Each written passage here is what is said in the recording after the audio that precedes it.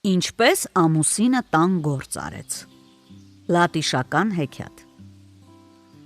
Մի անգամ ամուսինն ասում է կնոջը. «Սիրելիս, մինչև կեսօր տան գործն արա վերջացրու, իսկ հետո արի խոտ հնձելու»։ «Ուրախությամբ, սիրելիս», պատասխանում է կինը, «բայց այսօր շատ եմ զբաղված. լվացք պիտի անեմ, կարագ պիտի հարեմ, հաց պիտի թխեմ, էլ ոնց հասցնեմ խոտ հնձել, չեմ կարող»։ «Դե որ չես կարող, պետք էլ չի», ասում է ամուսինը, «արի դու գնա դաշտ, իսկ ես քո գործերը կանեմ։ Գործերը կանեմ մինչև կեսօր ու կգամ քեզ օգնելու»։ Լավ, կինը դաշտ է գնում, իսկ ամուսինը մնում է տանը, որ կնոջ գործերն անի, ու մտածում է. «Ինչ կա այստեղ երկար-բարակ մտածելու, ավելի լավ է ես ամեն ինչ միանգամից անեմ»։ Լիքը տաշտը ջուր է բերում,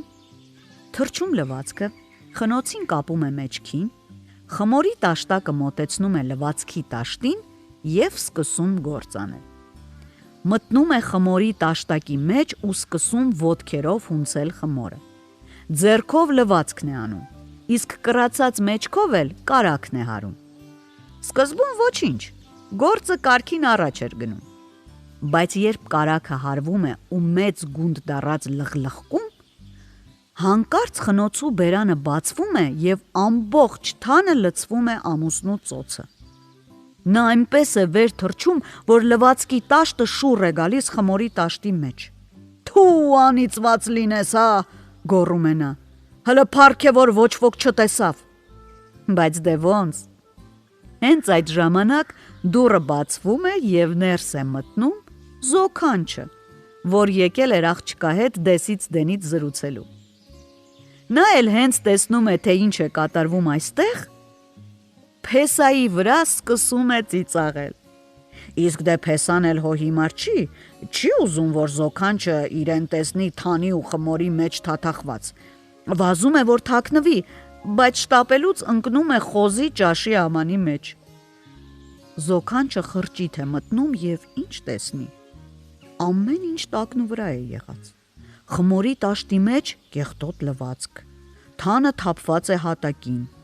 իսկ աղբաջրի թասի մեջ էլ մի մարդ է թփրտում, մեջքին խնոցի։ Խեղճ զոքանչը վախից սկսում է աղոթք մրմնջալ, թե որ մեղքի համար Աստված առավ փեսայի խելքը։ Բայց հենց այդ ժամանակ բարեբախտաբար դաշտից տուն է գալիս աղջիկը։ Ու նա էլ հո չի ծիծաղում։ Մորը պատմում է, թե ինչն ինչոց է, իսկ ամուսինը դուրս է գալիս աղբաջրի թասից ու ասում.